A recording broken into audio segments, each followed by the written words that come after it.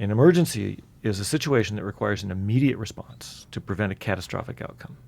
And that is exactly where we find ourselves. You mentioned the carbon budget is very small to stave off high-risk climate change, and we're going to burn through that budget in less than a decade at this point. And so we have to make very big steps. We have to make them very fast. From a technological standpoint, we know what those steps are, and we know how to do them. It's culturally just getting ourselves to do it. This is A New Angle, and I'm your host, Justin Angle, marketing professor at the University of Montana. This podcast is my chance to speak with cool people doing awesome things in and around the great state of Montana. We are proudly underwritten by First Security Bank and Blackfoot. Hey folks, welcome back and thanks for tuning in. What you're about to hear is another conversation recorded pre-corona. Working on the edit reminded me of a quote from Scott Galloway, marketing professor at NYU's Stern School of Business. Scott says that the notion that after corona things will never be the same is just BS. On the contrary, he says, after corona things will never be more the same, just accelerated. Well, in case you forgot, we're facing a few other big multidimensional challenges that require coordination across myriad aspects of a global society. Climate change is one such challenge. And so when Professor Rob Davies visited Missoula in February to keynote Climate Smart Missoula's big climate event, I was so jazzed to get some time with him. Rob is not only a top-flight scientist, he's also a gifted and passionate science communicator. Climate conversations often leave us feeling helpless, but Rob's view is much more hopeful. Not because the problem is small, but rather because we have not yet even begun to take it seriously. The conversation surfaces so many important and timely ideas, and I'm excited to bring you Dr. Rob Davies right now.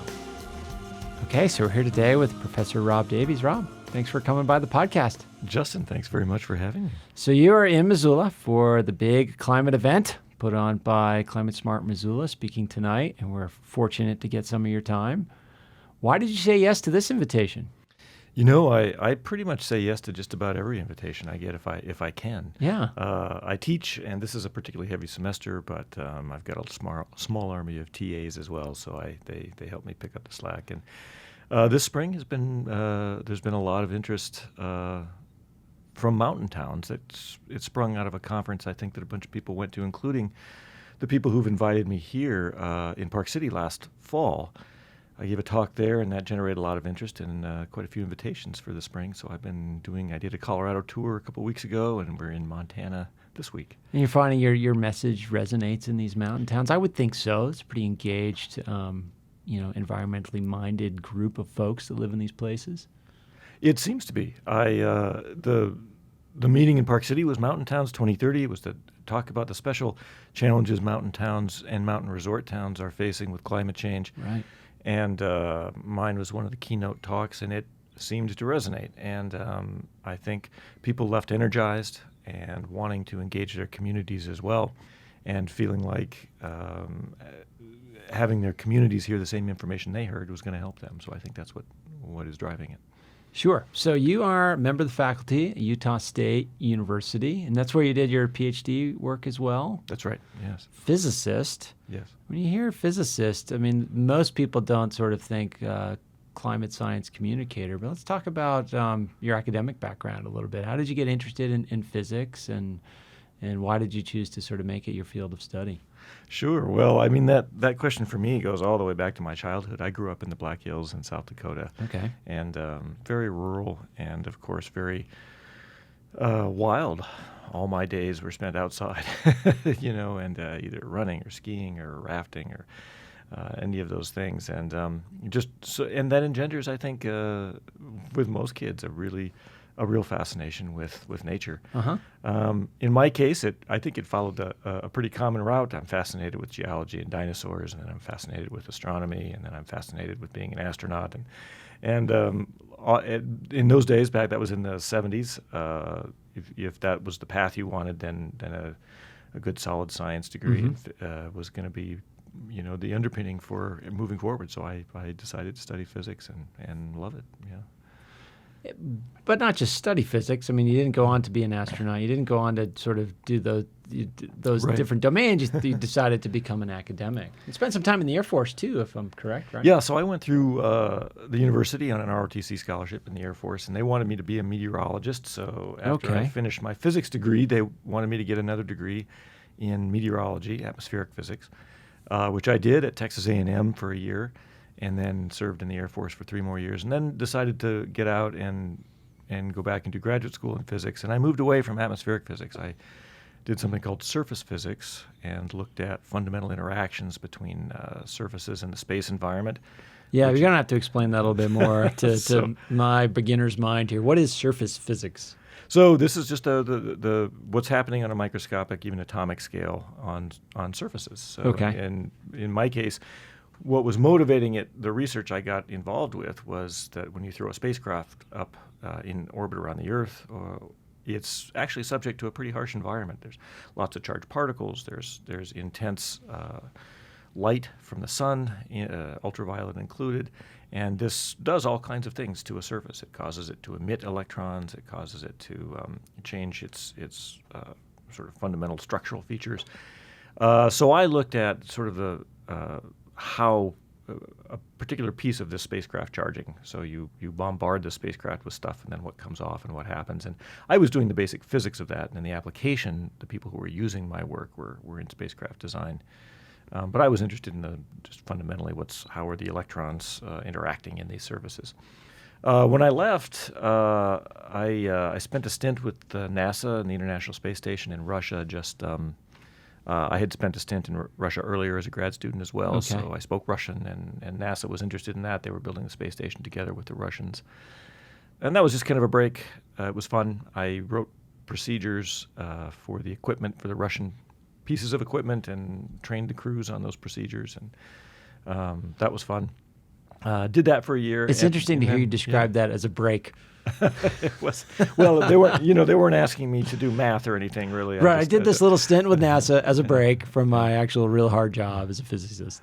So I wasn't designing stuff and building stuff with them. I was just helping the crews learn how to operate some of the equipment that the Russians had designed. Right. And I think my appeal to Russia was to NASA was not so much as a physicist, but that I spoke Russian and that I spoke aerospace Russian. Sure. Russian, and you spoke science. Yeah. Yeah. And but that was quite interesting. And of course, the people who worked on that project, the engineers and the staffs and the crew members were all, of course, accomplished and interesting people. Mm-hmm. And it was a lot of fun. Anyway, left that and did some regular gigs that one normally does after grad school, some visiting assistant professor jobs and Sure. some postdoctoral work. And in the process of that, got involved in a kind of a new field for me, which was called quantum optics. Quantum mechanical behavior of light. Did a research post in England at Oxford University on that for a couple of years, and that's where my life took a turn. Okay. And I was having a lot of fun in Oxford. And the physics was wonderful, and the people I was working with were wonderful and smart and interesting. But I ran in, right next to my laboratory was a place at Oxford called the Global Change Institute, and I ran into a couple of the researchers there one night at the pub, and we got to talking, and they work on climate change, and I hadn't really thought about it that much for a while. And this was 2005, 2006. Okay. And I just became really struck with how much science understood about what was happening, and the gulf between that and what the public understood. Started going to a bunch of the seminars at that institute, and was coming up on the end of my appointment in the position I was in, and I thought, I'm just going to take a year off. And I think, like many physicists, was quite arrogant about my ability to explain things to people, and thought, I think I can help with this. I think I'll explain it to them, and they will understand, and then we'll. That's all it takes, That's right? all it It's takes. just scientists talking more to the people. And of course, anybody out there who's done anything in public relations or sociology or psychology is just rolling their eyes. Of course, this is not what the challenge was. So I went back to. I had a house in Logan, Okay. and I just moved back there and said, you know what, I'm just going to take a year and do this on my own. Had a little savings stashed away, and I thought I can do this for a year. Sure. But a year turned into 2. The demand was really interesting. I I hung up a poster to give a talk in a bakery. A local bakery said, "Yeah, you can give a talk here," and I figured 4 people would show up, and including the bakery owners, and but 40 people showed up to that first talk, and this was in early 2007. I mean, how did you approach that early work in trying to communicate climate science, having come out of physics? I mean, you can understand the science, I'm sure, but to then think that, okay, I'm in a position to be able to translate it. You mentioned that earlier, but like, how did you approach doing it right from the genesis? Well, I put together a slideshow. Sure. Yeah. A la Al Gore, really. Right. Inconvenient Truth. We talked about that before we started recording. Not unlike what he had done, and I told the story a bit differently. He's not a scientist, and he doesn't pretend to be, and so he has a particular way into that conversation. I am a physicist, and I had a background in atmospheric physics and meteorology, which is a different for an audience. So I just put together a talk, and that talk evolved as I gave it more and more, and you see what are the questions that people have. So that was 2007. The Utah Climate Center is there in Logan at Utah State University as well, and the director got wind of what I was doing and came to one of my talks and said, hey, this would be great if you'd come and do it for us at the Utah Climate Center. So I did that for a number of years, and that just kind of evolved into a position there. But as you study and work on climate change, and it pretty quickly you see, and this happened to me quite quickly, that it's not just the atmospheric physics and climate physics. What people want to know is what to do. And so the obvious thing that we always talk about is the energy system, of course. And I didn't know that much about Of course, I understand the basic physics of it, but I didn't know that much about our municipal power systems and our national grid and things like that. So began with studying that, but then you realize that the energy system is not the whole story. It's an important piece of it, but the food system is something like a quarter to a third of our emissions, depending on how you do the accounting. So oddly, in my mind, I found myself studying agricultural systems and food systems, and then you find out, well, why is the food system the way the food system is? And it's the economic system that underlies the whole thing. And so then you're saying, well, now I'm studying economics and trying to understand what it is about our current economic system that's generating. So basically I started off thinking of climate change as the problem, but of course what you find out is climate change is a symptom. Right. It's outcome. And there are other symptoms independent of that are almost equally as equally intense. Are dramatic and detrimental impacts to the biosphere. The living systems on the planet is another example, which I will talk about at our talk tonight, and we'll mention that a little bit later. But and then what you're really after are root causes, and so pretty quickly I'm moving from climate change to a field that's often referred to as global change. And this is the full suite of human impacts on the Earth systems and the full suite of human systems that are generating these impacts, and also the human outcomes that are coming from these systems as well. And so I moved on from the Climate Center.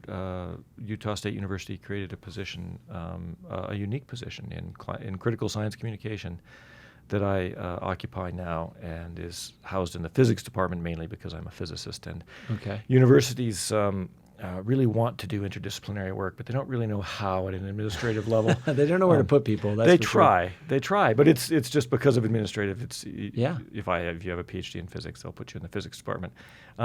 And that works out just fine with me. I like being in the physics department. So that's kind of the route to where I am. So what I really do now is synthesize a really broad spectrum of sciences and humanities to try to figure out what this full story is about the human relation to the planet and what it means for us in the coming decades, for our well-being, for our vibrancy. And then figure out how to take that really broad spectrum of science and that message and hone it down and distill it into something that's understandable to the public, right, and to policymakers, and turn it into a narrative that's compelling enough, that connects to people enough that they're willing to respond. at an appropriate level. Yeah. So when you're thinking about that, like you're approaching an event like this evening, public event at the Wilma, probably just a general interested public audience. How are you approaching that audience? How are you kind of conceptualizing your message for an audience like that? And what kind of response are you looking for from a group like that? What I generally find, I guess my expectations are based on, and I've done many, many of these talks. Yeah. My expectations are based on who shows up for the talks I give. And so it's going to be mostly people who already think that we have problems. Sure. And want to know more. It's not typically going to be your hardcore skeptic denier crowd that says we don't have these problems and why are we talking about this. That happens occasionally, but not very often. So it's going to be an interested crowd already. It's going to be a sympathetic crowd. They want to be there and they Yep. want to hear. I also assume that they are somewhat knowledgeable, and that fits with polling that we do both regionally and nationally as well.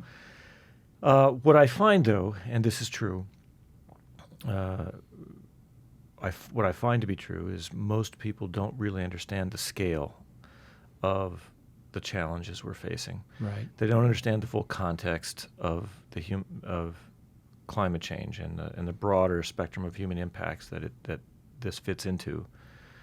And they don't really understand the scale of the response that's required, the scale of the risks and the scale of the response. And so that's what I mostly talk about. I mean, I give a range of lectures depending on what people want or ask for, but even if it's climate change, lots of places, Montana included now, are poised to start taking big steps. The organizations here in Missoula that you mentioned, and just in Bozeman, you've got the recent governor's panel just released their recommendations. Mm-hmm.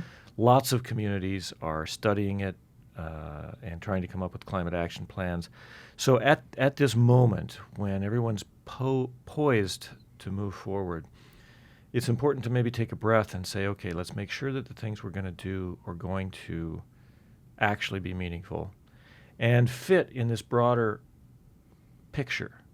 There are things that we can do to address climate change that synergistically help with other big problems. And there are things that we can do to address climate change that exacerbate other big problems. So it's important before we take those big steps and move forward that I think trying to help everyone get the full picture, or as full as we can give. And that's what I'm trying to do right now.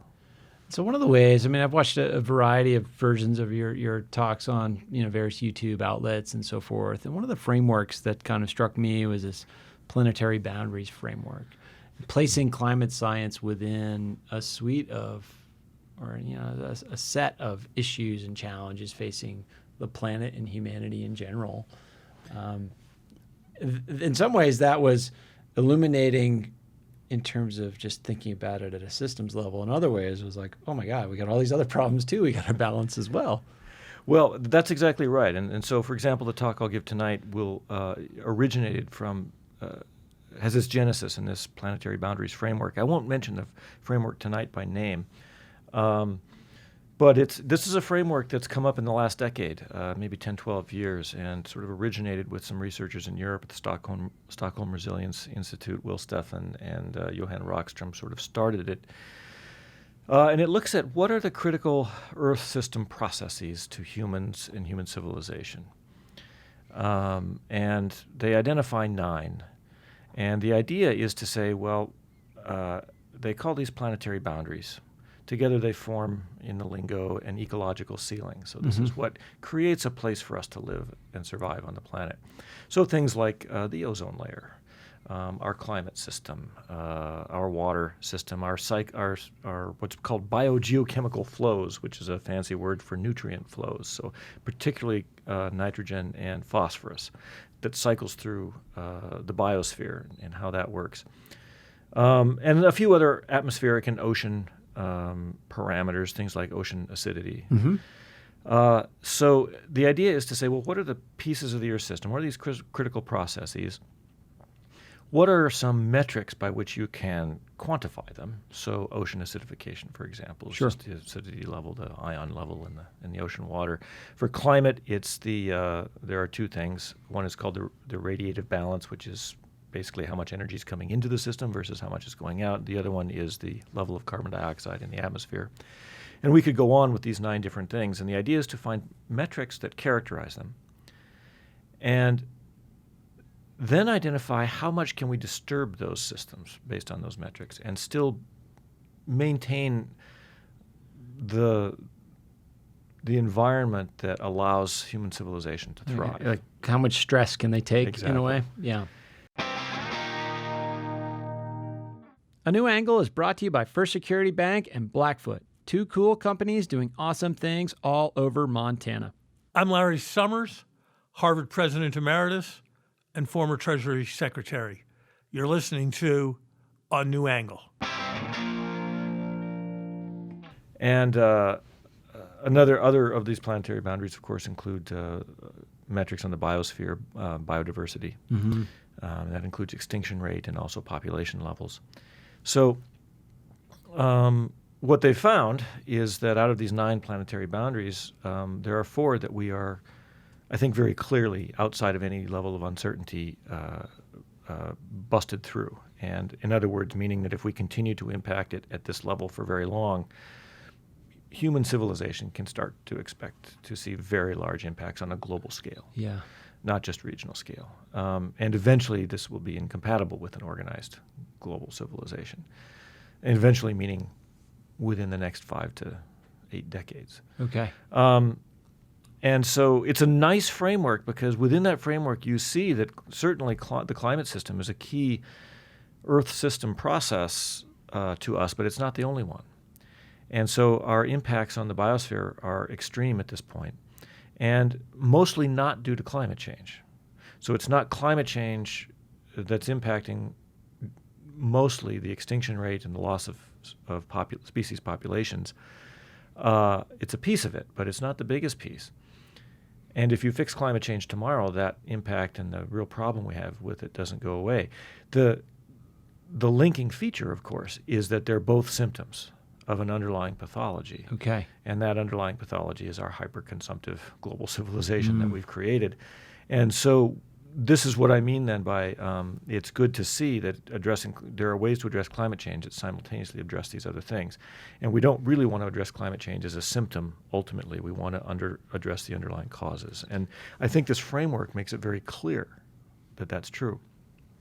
Yeah, I mean, that's kind of interesting because, some of the solutions to or the possible solutions to climate change that get bantered about now are things like, sending particles up into the atmosphere that reflect light back or whatever. And some of these things might be necessary depending on how things go, but they're sort of treating a symptom, not an underlying condition. That's right. So what you talk about is a class of response pathways called geoengineering. And of course, there are huge issues with just about anything you can think of. Oh my gosh, yeah. I mean, talk about like complicated solutions to enact across agencies, governments, societies, et cetera. I mean, so many interesting things to think through in terms of how feasible these things are. Exactly. And so certainly the approach that I take, and I would think that the vast majority of scientists across a wide range of disciplines who think about these things do not really look at geoengineering solutions as pathways, I should say, as desirable. Right. Yeah. But do you think it'll come to that, though? I mean, like, what are I don't want to put you on the spot with predictions necessarily, but it seems like the way you kind of lay things out there, it's like we've got this threshold for carbon, and we have this much carbon left that's accessible, and that exceeds our threshold, and a lot of the predictions don't look good for our rate of, well, at the blowing moment, past these thresholds. You're right. The task that's before us to meaningfully mitigate climate change is enormous. It's not entirely clear that we can do it. There's no question that is true. To the extent that it is a technological problem, we absolutely have the technology that we need. To the extent that it's an economic challenge, we absolutely have the economic means that we need. Mm-hmm. This is almost entirely at this point a cultural issue. Sure. And so the question of, do I think it'll come to geoengineering? Well, actually, the geoengineering proposals that are out there really just don't help. They create more problems than they solve. And so I certainly expect that if there are people who start to try to pursue these pathways in earnest, they'll meet enormous resistance. They just don't make any sense, ultimately. Can we walk that through? Because I think Sure. there are people out there that sort of, they'll read an article on geoengineering and it sort of seem like they'll have some intuitive appeal. And then when you think it through, it breaks down. So let's maybe walk through one of those. So, let's take the issue, the proposal that you just mentioned a little while ago, which is to throw up sulfate aerosols into the atmosphere. Now, aerosols are very tiny particles, but they're very large molecules. Think of it that way. And the structure is such that they do exactly what you said. They will reflect sunlight that's coming in back into space, and so that reduces the overall energy coming into the planet. That certainly would affect the warming. What it doesn't affect is the underlying cause of the warming, which is the buildup of greenhouse gases. So if you move toward this as we'll just start with, if you move towards this as a solution, number one, you have to keep putting the sulfate aerosols in the atmosphere. They precipitate out after not very long. Now, we used to actually put sulfate aerosols into the atmosphere as a byproduct of burning coal. And the byproduct of the sulfate aerosols in the atmosphere was acid rain. And so we passed legislation that said we need to scrub those things out of there because the acid rain is detrimental to all kinds of things. Super. All sorts of unintended consequences. So we get back into the acid rain problem, number one. You also raised interesting political questions. Who gets to decide to do this? Because the United States could certainly do it. It affects the entire planet. What gives us the right? Right. Or suppose we don't want to do it, but the Russians decide that they're going to do it. And so it doesn't, particles in this atmosphere are not really something you can localize, right? No, you can't build a wall around it. The atmosphere is very well mixed, and so now. But then, once you start this, if you aren't reducing your carbon emissions, of course, the carbon continues to build up. Sure. And then as soon as you stop, because civilizationally you can't keep it up, or you decide that it's the impacts, the knock-on impacts are getting bad. In the meantime, you've had all this carbon dioxide building up, and the warming comes right back with a vengeance. So it doesn't really, it's not a solution that has a lot of appeal. And then, of course, we're talking about a very complex system here. And what we know is when we poke complex systems, they respond in ways that we don't expect. So there are some things that we expect, and I can't believe I'm quoting Don Rumsfeld. But his the known knowns and the known unknowns. Exactly, and there's that. But that part is true. There are the unknown unknowns, and that we're talking about doing this in a living system, the Earth system that has evolved to where it is. Right. Everything in it is very finely selected for the environment that it's in. So when you propose dramatically changing that environment, almost all of the impacts you can expect will be negative. The systems are not evolved for those. You're taking things out of the system that they have self-selected to be well suited to, and you're taking them out of that environment. And we're doing the same thing for human civilization as well, of course. Yeah. So they're not geoengineering, and there are a number of other proposals that all have similar. They break down on sort of breakdowns. careful scrutiny. Exactly. And when you're thinking about this, I mean, I'm trying to just sort of resolve this tension between the level of the individual and the level of system. I mean, when you lay out the dynamics of the system, yeah, it is delicate in many ways. Yet from the perspective of the ordinary citizen, we live in a world that's tremendously resilient. Like any one person's behaviors are essentially zero impact. Now that's a way of rationalizing bad behavior, I would suppose, but how do we sort of bridge that? When you're thinking about communication, how do you bridge that gap between the delicacy of the system and the actions of the individual? Well, so let's take that example that you threw out there, and I'll say that I think it's not quite the right example that we want. You said the systems that we're embedded in are resilient to the actions of any one individual, but that's not really what we're facing with environmental change. What civilization is facing is a fundamental disruption of the environment, the full global environment to which civilization itself is very finely tuned. So this isn't one individual poking something. This is human civilization, which is embedded in this Earth system, and the whole of that Earth system changing. And human civilization, it turns out, in fact, it's kind of exactly opposite to the framing you just gave it. Mm-hmm. Humans, it turns out, are hugely resilient to those kinds of changes. We are enormously adaptive and creative and capable, and we live in every possible environment on this planet. Human civilization, on the other hand, is not at all resilient to such changes. It is, in fact, fragile. And a really good example of this, and there are many, many such examples, but one that's really easy to picture is sea level. So human civilization arose in this period we call the Holocene, the last 10 or 12,000 years since Earth came out of the last ice age. Sea levels have been very stable over the last 10,000 years. So population centers on coastlines. If we raise sea levels just a couple of meters, which is what we're on track to do by the end of this century, in another 6-8 decades, you displace 200 million people right now. Yeah. And you annually flood another 600 million.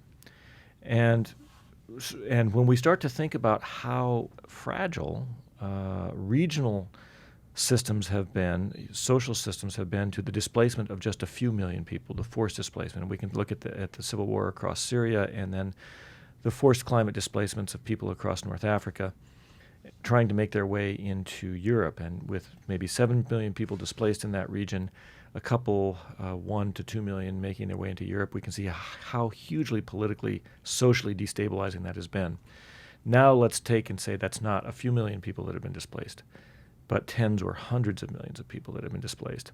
And this is just from sea level rise. Right, and or places that are more salient, at least to people in the United States. For example, you put Manhattan underwater, or the city of Miami, and it's a different ball game when it's right here in some of our centers of power, centers of wealth, all of those things, centers of industry. Exactly. And so then you start to see that with respect to the global environment, human civilization is really not at all resilient. It's quite fragile. Yeah. Which is what has led the Department of Defense, the United States Department of Defense, the Pentagon, to issue a dozen reports in the last 2 decades specifically referring to climate change as the single largest security threat that we face. Absolutely. In the coming decades. Yeah. So when the risks are this big, we don't want to go there.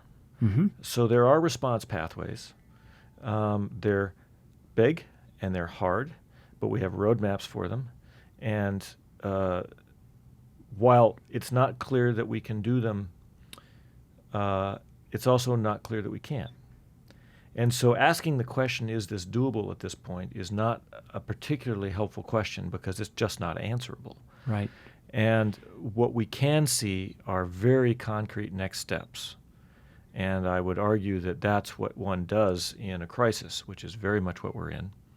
And I'll use that word. Sometimes that's a little bit controversial to say that up front, that we're in an emergency. But I will say that certainly myself and the scientists, and there are many, many, many who refer to the situation this way, are using that term not hyperbolically, but quite precisely. An emergency is a situation that requires an immediate response to prevent a catastrophic outcome. And that is exactly where we find ourselves. You mentioned the carbon budget is very small to stave off high-risk climate change, and we're going to burn through that budget in less than a decade at this point. And so we have to make very big steps. We have to make them very fast. From a technological standpoint, we know what those steps are, and we know how to do them. It's culturally just getting ourselves to do it. And so that's really where the name of the game is at this point. Okay. Well, we're getting to the end of our time here. We got to get you back over to the Wilma to prep for your talk, but let's talk about those steps. I mean, can we summarize those steps? And then in your view, like if you were to sort of look in 5-10 years, what are the critical kind of markers for progress that you think have to happen? Sure. It's a great question.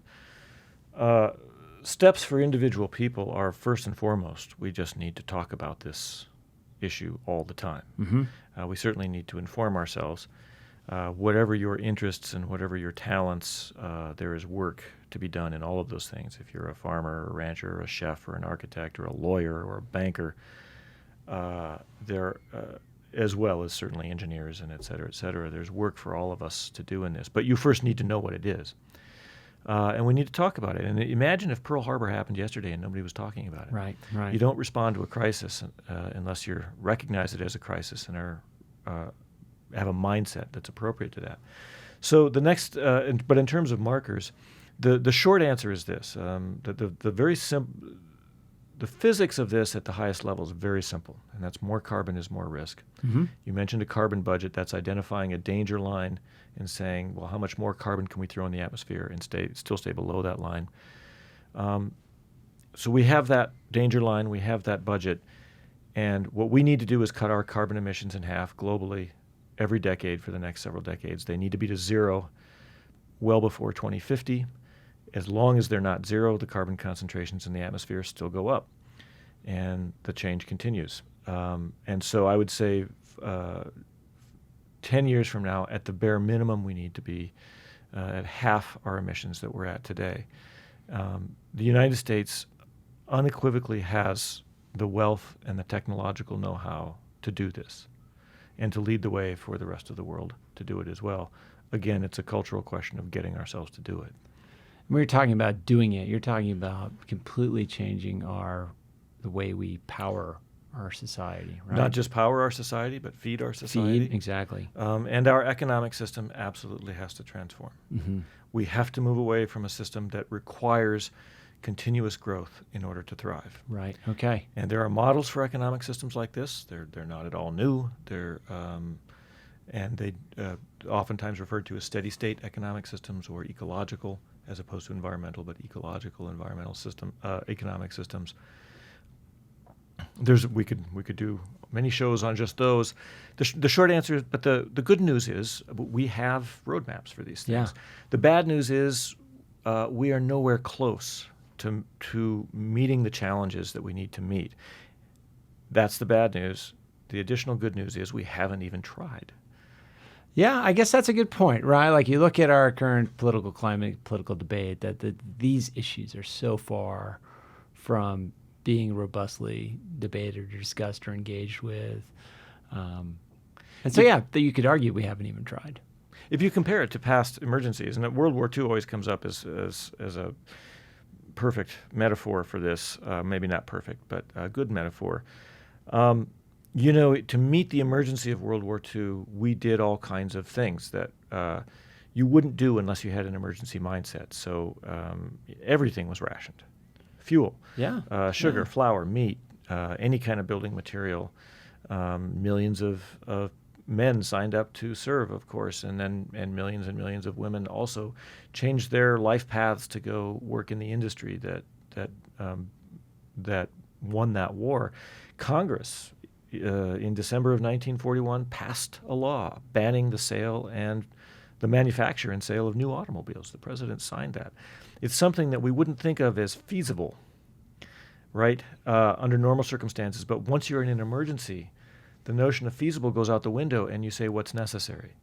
And in that case, they said, Ford and GM, you're not making cars. You're making trucks, you're making Jeeps, you're making airplanes and tanks to meet this emergency. And citizens tightened their belts. We rationed everything. They bought war bonds. And unquestionably, that is the scale of response that is required of us over the course of this next decade. This next decade is the most important any of us will live through.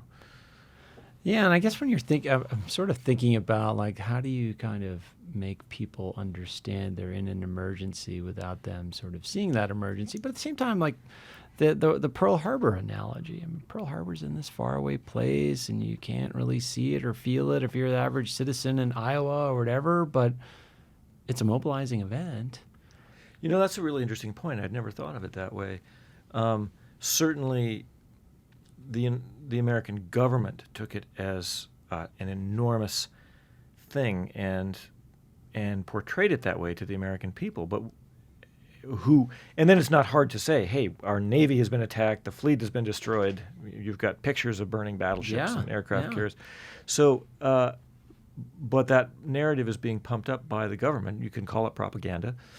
Probably not inappropriate in that case. But one wonders if Pearl Harbor had been bombed, if they had wanted to, could Congress and the president have downplayed it, said it's not a big deal? Or just, completely hid it from the popular. I don't know if you can completely hide something like that. But then you think about, like, that's in a different media environment. Yeah. Fast forward to 2001, Right. 9/11 was sort of a media event in a way. I mean, people watched the towers fall on their glued to their televisions, a different type of experience. And, in some ways, propaganda now is easier to execute than then. Right. But either way, right, you can downplay or amplify. Right. And we've seen both happen. So your question is a key question in how do we move ourselves to societally an emergency mindset, which is wholly appropriate at this point, without that Pearl Harbor moment. Mm-hmm. And the problem with waiting for the Pearl Harbor moment under these conditions is it could be a knockout blow. Right. One could argue we've had dozens of Pearl Harbor moments, and they haven't had the effect that we need them to have. Australia is on fire right now. California is always on fire. Mm-hmm. We've had these dramatic hurricanes, Harvey dropping 5 feet of rain on Houston a couple of years ago. The fire seasons we have in the West, and just et cetera, et cetera, et cetera. And we're still not responding appropriately, so one does wonder, what does it take? My answer would be storytellers. I don't think it's going to be science lectures, and I think I give a pretty good science lecture. But I don't think it's be people like me giving science lectures that are going to push us over the edge to response. I think that helps. But I think it's our musicians and our filmmakers and our writers that have always connected us to these really important events. Think of our Bob Dylans and our John Steinbecks and Harriet Beecher Stowe in Uncle Tom's Cabin. They're the ones that connect us to these things that otherwise we're having a hard time connecting to. So I'm hoping that, and I'm seeing evidence of this, that more and more storytellers will devote what they're doing to trying to connect us to this situation, to this crisis that we're in. And your work is sort of going down some of those pathways and integrating more art, music, and multimedia types of presentations, it would seem. I have dabbled in that. I've got a performance project. And in fact, we performed here in Missoula last spring called the Crossroads Project. It combines music and sort of a poetic scientific story and some very compelling imagery. And it has a very powerful effect on the audiences. We've done this performance in 40-some times across the country and, in fact, in a couple of other countries. But I think and that has proved effective, although it's a live performance and it happens a few hundred people at a time. Sure. Taylor Swift has 120 million Instagram followers. And if storytellers like her, who clearly connects to tens of millions of people. Oh, yeah, my daughter's included. I see it every day. So it's a powerful force.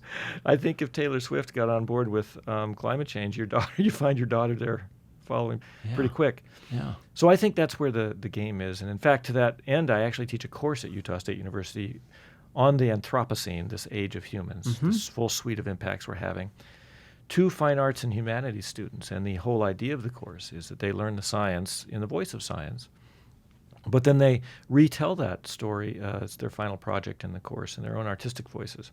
So they get their feet wet in trying to respond to this information and connect an audience of their choice to it any way they want. Yeah, that seems like the way through this multimedia approach, communicating, meeting people where they are. And, Rob, this has been fantastic. Thank you for coming in here on a busy day, visiting Missoula. I think you'll find a warm and welcoming audience and an audience ready to take some action that you will inspire this evening. Thank you very much, Justin. Okay, I learned a ton in that one, and I hope that you did too. If you haven't yet, check out the great work of Climate Smart Missoula at missoulaclimate.org. Thanks for listening to A New Angle. We really appreciate it. And we're coming to you from Studio 49, a gift from University of Montana alums Michelle and Lauren Hansen. And remember that A New Angle is supported by CED, Consolidated Electrical Distributors. These guys pretty much sell anything electrical you would ever need, but they also hire a ton of our students. If you want to learn more about jobs at CED, visit cedcareers.com. Before we go, I want to thank some important peeps: executive producer Stefan Borsum and interns Aspen Runkle and Max Gibson. Huge thanks to VTO, Jeff Ament, and John Wicks for the tunes. And finally, props to Jeff Meese, our master of all things sound. Finally, if you have any questions, suggestions, comments, insults, whatever, please email me at anewangle@umontana.edu. Help us spread the word, and be sure to use the hashtag #anewangle when you do. Thanks a lot, and see you next time.